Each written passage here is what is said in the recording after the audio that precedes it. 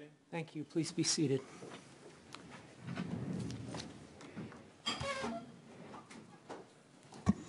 We'll go on the record in the matter of State of Utah versus Martin MacNeill. He is present with his counsel. The state's attorneys -1 are present. Would you like to begin without Mr. Perkins? Yes, Judge. He's in the building. That's fine. Thank you.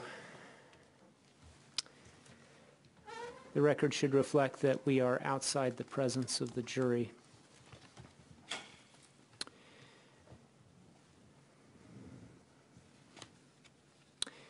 This matter comes before the court on the defendant's motion to exclude the testimony of a child witness.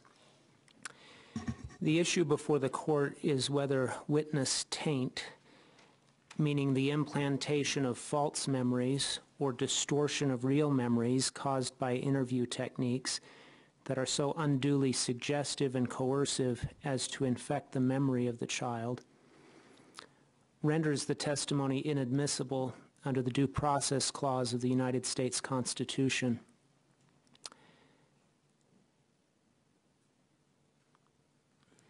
The eyewitness identification cases constitute well-established precedent for excluding relevant testimony because the method of eliciting it from the witness was so suggestive as to render the testimony constitutionally unreliable.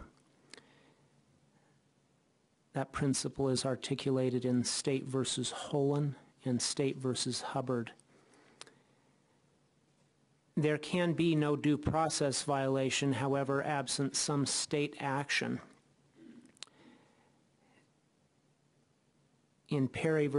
New Hampshire, the United States Supreme Court held that due process concerns arise only when law enforcement officers use procedures that are both suggestive and unnecessary. In the words of the Supreme Court, when no improper law enforcement activity is involved, it suffices to test reliability through the rights and opportunities generally designed for that purpose, notably the presence of counsel, vigorous cross-examination, protective rules of evidence, jury instructions, and the requirement that guilt be proved beyond a reasonable doubt. Here, as early as February 2009, Alexis had talked with Ada several times and was communicating Ada's statements to the police. She participated in building rapport between Ada and the police investigator during the Children's Justice Center interview. From January through the end of March 2011, Alexis repeatedly interviewed Ada at the express request of police investigators and reported this information back to the police. In my view, there is ample evidence that Alexis was acting as an agent of the police. Thus, the alleged witness taint, if any, was the product of state action, and the Due Process Clause applies. Whether witness taint renders a witness incompetent to testify under the Due Process Clause is an issue of first impression in Utah.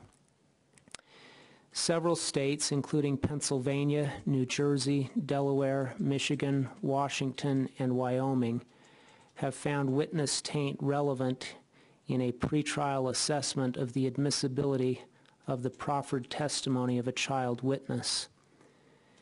Kentucky, Ohio, and Alaska have rejected this idea, and New York has divergent trial court opinions.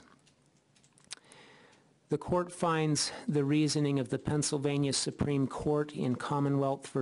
Delbridge, the Wyoming Supreme Court in English v. Wyoming, and the New Jersey Supreme Court in State v. Michaels particularly persuasive.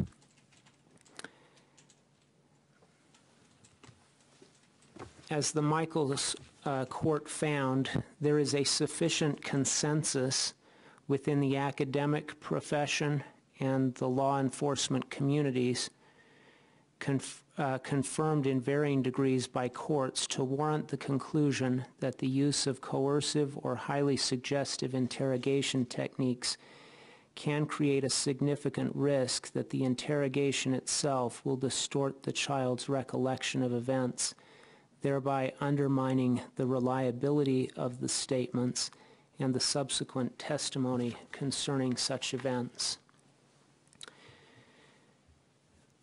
This court holds that the party alleging witness taint is entitled to a competency hearing where there is some evidence that improper interview techniques, suggestive questioning, vilification of the accused, and interviewer bias may have influenced a child witness to such a degree that the child's testimony may be irreparably compromised.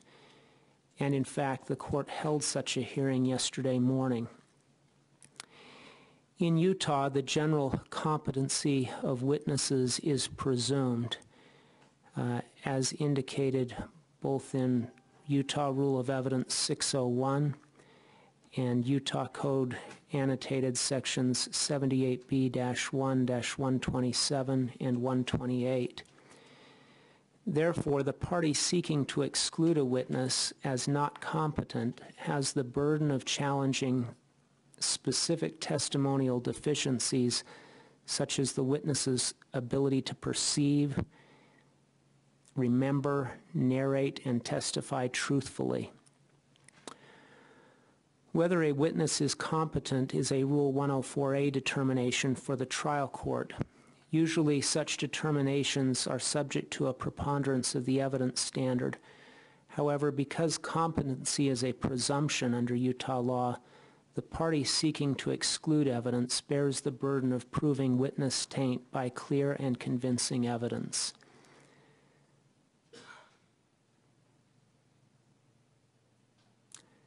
The clear and convincing evidence standard recognizes that some suggestibility may occur in gathering testimony from children, and that taint may be sufficiently attenuated to permit a finding of competency.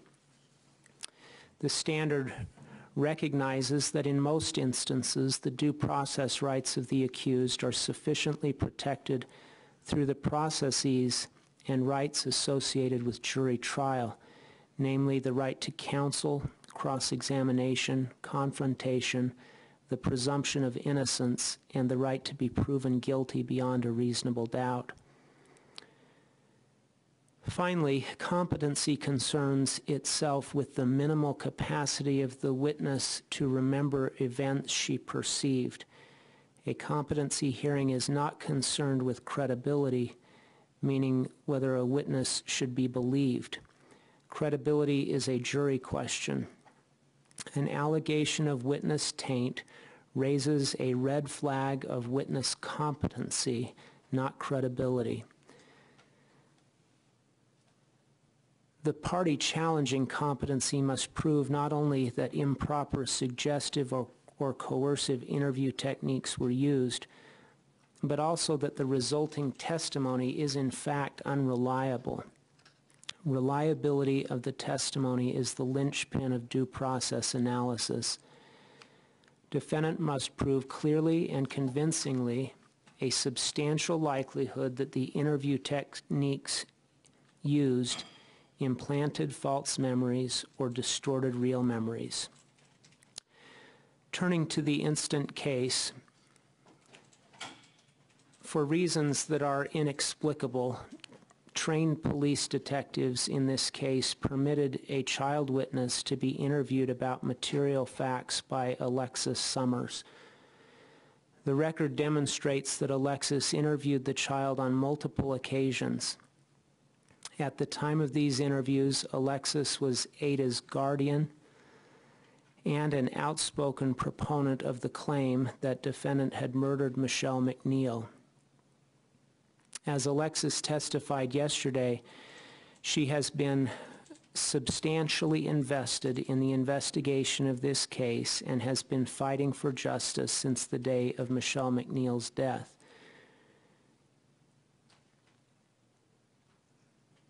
At the time of the questioning, Alexis was Ada's guardian. Ada had lost her mother, as well as her father in the custody dispute. And Alexis was the last person that Ada could turn to for care. During the period of questioning, Alexis, as stated, was involved in a bitter custody dispute with the defendant over Ada and the other minor children. In addition, Alexis's legal claim to the MacNeill family home turned on procuring more evidence that the defendant killed Michelle MacNeill. This strong bias of an authority figure was not lost upon Ada. When asked at the preliminary hearing whether she knew why Alexis was upset with the defendant, Ada responded, "For killing my mom." When asked yesterday how Ada came to know about Alexis's belief in the defendant's guilt, Alexis had no satisfactory explanation, especially in light of the fact that Alexis testified she shielded Ada from all television and newspaper coverage of the investigation.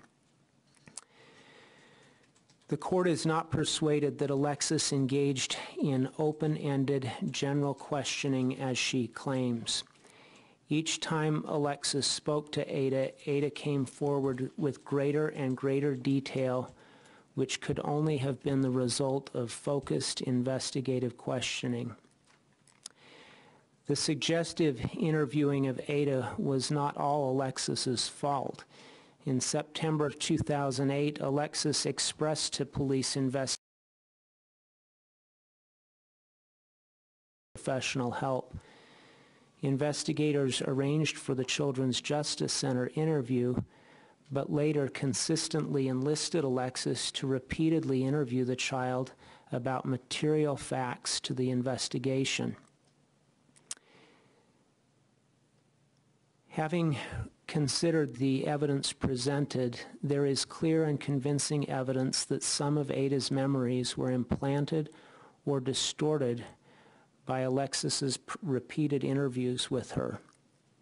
In February 2009, Alexis explained that she had talked to Ada several times and kept getting the same story, specifically that 1, defendant had brought her home from school; 2, she ran to the house and called for mom; 3, she went to the bedroom and discovered her mother in the bathtub; 4, she went to the hallway and told the defendant to come quick; 5th, defendant went to the bathroom and told Ada to go next door to get help, which she did.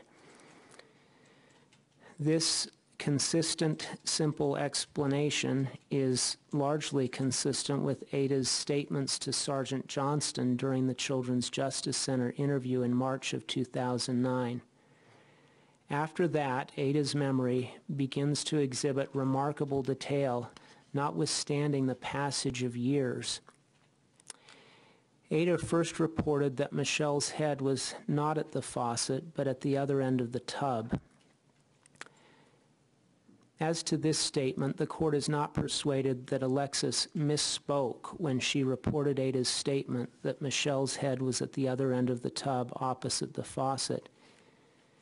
In the January 5, 2011 interview with Detectives Robinson and Whitney, Alexis reports Ada's statement more than once and sticks to it even when challenged by the investigator. Knowing that Ada's statement about Michelle's positioning in the tub did not conform to the memory of other adult witnesses about Michelle's position, Alexis interviewed Ada on this point and helped her draw a diagram. Ada then changed her statement, conforming it to the testimony of other witnesses and stating that Michelle's head was at the faucet. In the Children's Justice Center interview, Ada states that Michelle was wearing a blue jacket and blue pants.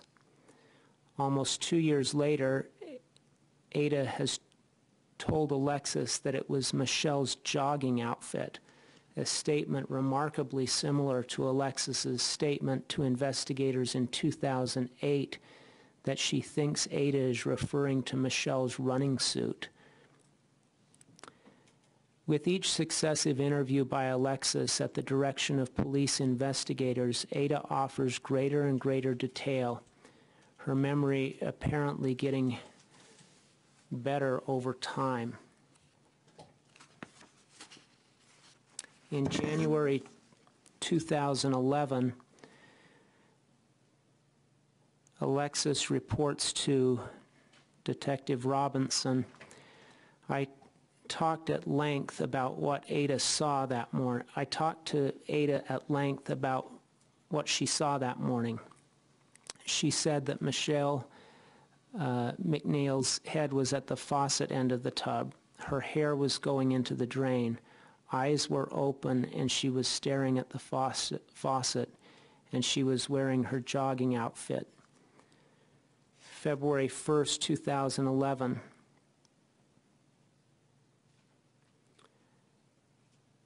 Alexis again had interviewed Ada and provided more detail. The tub was a quarter full. Ada believed that Michelle MacNeill was dead. Ada pulled on the defendant's hand to encourage him to come faster. Defendant walked slowly and deliberately into the bathroom. The faucet was not on. February 4th, 2011, Alexis reports to, again in response to a police request, reports to Detective Robinson, quote, I will talk to Ada about it and get you the details. Nowhere is this more evident than Exhibit U, the email from Alexis to Detective Robinson. Their significant new details are alleged to have been provided by Ada, which could only be the source of focused and intense questioning. Alexis reports, she stated that my mom promised to pick her up from school and take her to McDonald's for lunch. She was surprised when my dad picked her up. He was a little late, probably 5 minutes. Only a few people were left at the school waiting for rides. She asked where my mom was, and he said that she was busy and couldn't pick her up. She asked my dad if they could go to McDonald's, and he said no. They drove and parked in the front of the house. Ada first went into the room and noticed that my mom was not in her bed. She said that she remembered all of her medicine next to her bed on an ironing board. She couldn't see my mom in the tub from the door, so she went up on the bathtub step. Michelle was wearing her dark sweatpants with the dark bluish jacket with the white stripe. She said that the top was zipped up all the way. She said that my mother was submerged halfway in the water. She saw that her chest moved in and out once or twice. Her hair was floating in the water. Ada said, Dad, it's an emergency. You have to come now. She grabbed his arm and pulled with all her weight and tried to drag him toward the bathroom. She said that she was walking very slowly. She said, come on, but he still walked very, very slowly to the bathroom.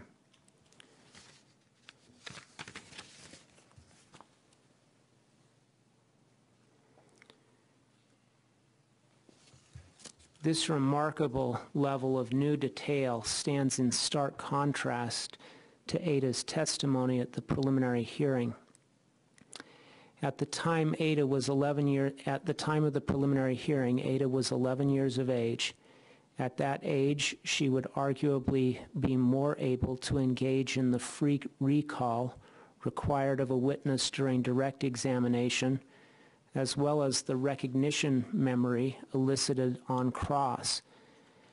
However, at the preliminary hearing, when pressed for the kind of detail that Alexis was able to obtain, Ada responded to both counsel, I don't remember or I don't know, more than 40 times.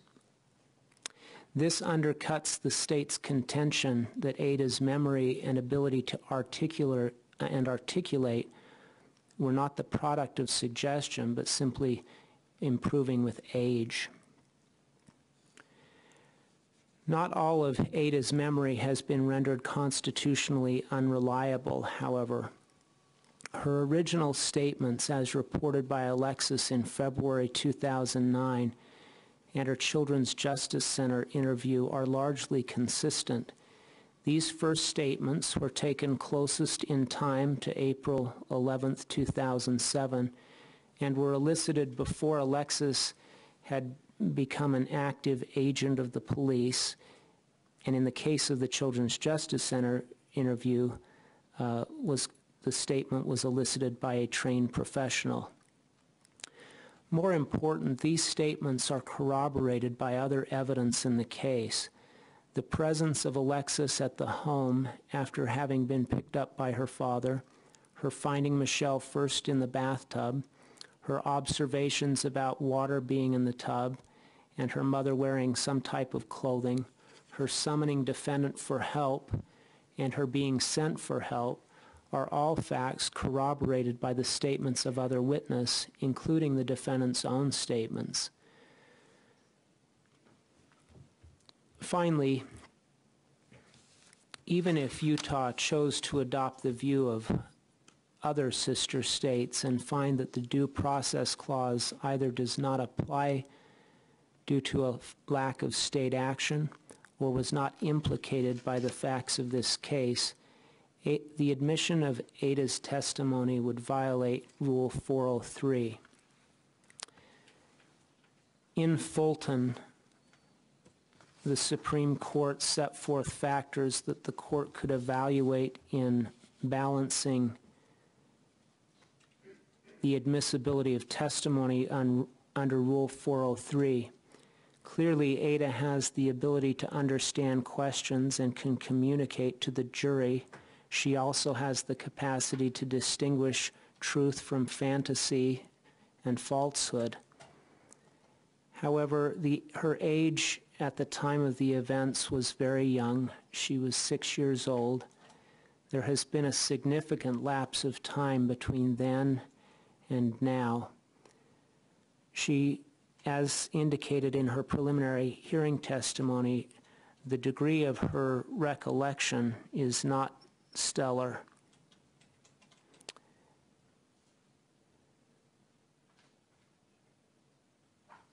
And the most weighty factors of all is that Ada, the evidentiary record before the court demonstrates that Ada is highly susceptible to suggestion by Alexis.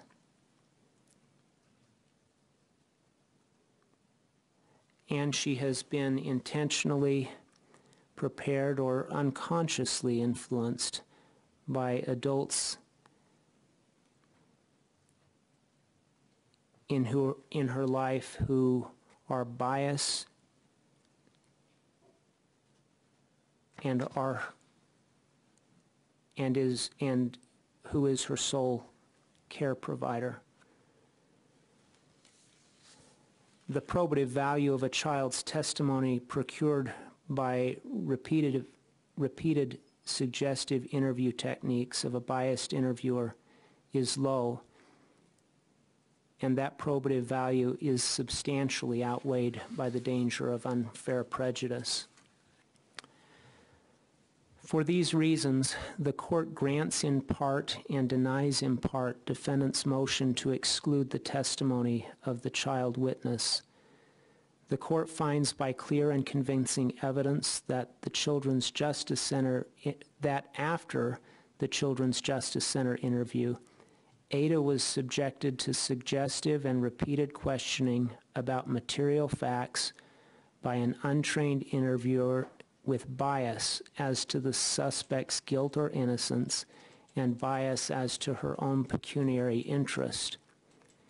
And two, the court finds by clear and convincing evidence that there is a substantial likelihood that these interview techniques implanted false memories or distorted real memories in Ada. Under the Due Process Clause, Ada is not competent to give this testimony. Ada's Children's Justice Center interview was not tainted in this way. Her memories as expressed in that interview are largely consistent with prior statements to Alexis and are corroborated by the statements of other witnesses, including the defendant. In the Children's Justice Center interview, Alexis demonstrated her ability to distinguish between truth and falsehood. She stated that she had perceived events, she remembered them, and was able to narrate her experience. Your Honor, may I ask the court to put the name Ada? The court referred to her as Alexis. Yeah, thank you. In that statement, Ada demonstrated her ability to distinguish between truth and falsehood. She stated that she had perceived events, she remembered them, and was able to narrate her experience when presented with proper questioning. Insofar as her Children's Justice Center interview is concerned, Ada is a competent witness.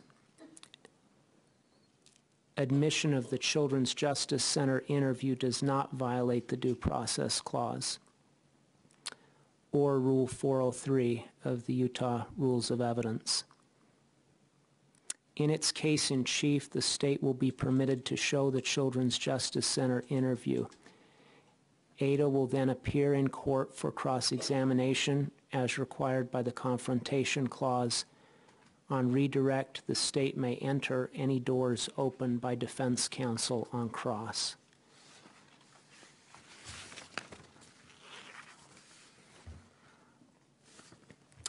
Are there any questions regarding the court's ruling?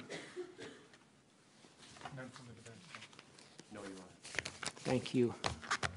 We'll be in recess to summon the jury.